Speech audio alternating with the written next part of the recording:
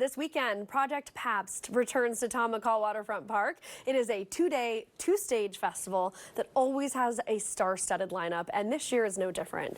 Joining us this morning to chat all things Project Pabst is Vice President on Premise, Matt Slessler. Matt, thanks so much for being here this morning. Hello, thanks for having me. Of course. Okay, so let's start with who people can get excited about seeing at this year's show.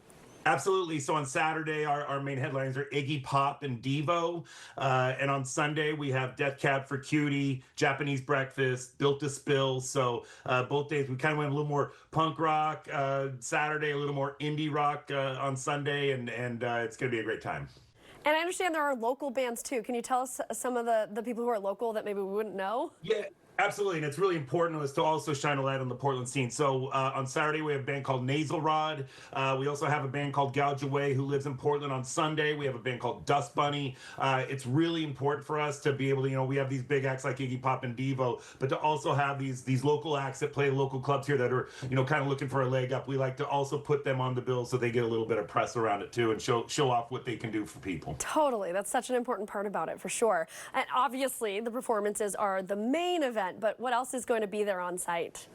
Yeah, well, I mean, first and foremost, we got to talk about the 25-foot unicorn with the lit-up horn that sits in the middle of the festival. Yep. It's always an Instagrammable moment for everybody. But because we are so embedded in the bar culture across the country, not just in Portland, across the country, we've recreated about an 80 by 80-foot dive bar where people can go in, air-conditioned, sit down, play the jukebox inside, and it looks like you're just sitting in one of our great Portland dive bars. We also have a whole tent dedicated to the launching of our new light beer, Pabst Light. So we've got local food trucks, we've got the dive bar, we've got the unicorn. Hopefully we'll have a little something for everybody out there. Very cool. The festival returned in 2024 after a 7-year hiatus, and that had a lot to do with your work with Pabst Brewing Company, which created the event, of course. Can you tell us about that process of bringing this back?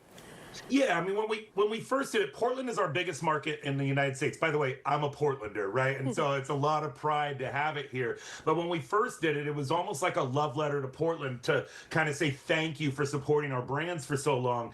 But when we came back again, after obviously you can't throw in during the pandemic, right? But when we came back, we knew that the city had maybe taken a bad rap nationwide, and what we wanted to do was once again return the favor and hopefully give the city a little bit of a hand up and tell people, look, you can come downtown again. Look, you can come to this amazing city. And Pabst Brewing Company wanted to show other brands that it's still a great city to invest in. It's still a great city that people want to come to and travel. So we were really excited to do it last year, and we're even building up this year. Last year was a great success for us, and this year it looks like Saturday might sell out today, real close to the last ticket returns. So we are looking forward to once again showcasing this great city. Yeah, that is so important, and big props to Pabst for seeing that and for doing that for Portland. That's very cool. So you just mentioned Saturday's almost sold out. So how are the ticket sales looking this year compared to last year? Yeah, I mean, we're about 3 times higher than what we were last year. And we thought last year was a great success. So it's going fantastic. It's exceeding our expectations. And so we expect really good crowds out there. We price the PBR very attractively. You can get beers for about $5 out there, which you just will simply not see at any other music festival across the country. We want the people who attend to have a great time, and we don't want them staring at their wallet. We want them watching the band. So we try to price everything low, and I think that the people who have come, we have a lot of repeat customers because once they've been to Project Pabst once, it's such a chill, great experience that they really want to come out again. And obviously, Portland did a great job of having great weather this weekend, right? It's going to be a perfect day out there this weekend. Absolutely perfect. Okay, so for anybody who's going to be going, what can they bring in? What should they leave at home?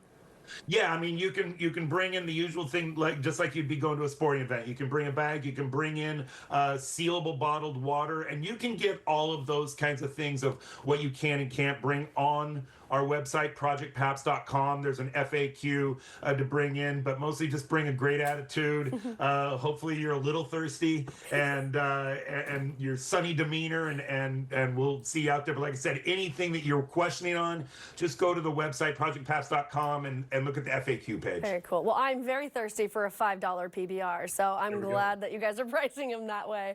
Matt Slessler, Project Pabst Vice President on Premise, thank you so much for your time. Thanks for having us. We'll see you guys out there. Yep, have a great weekend.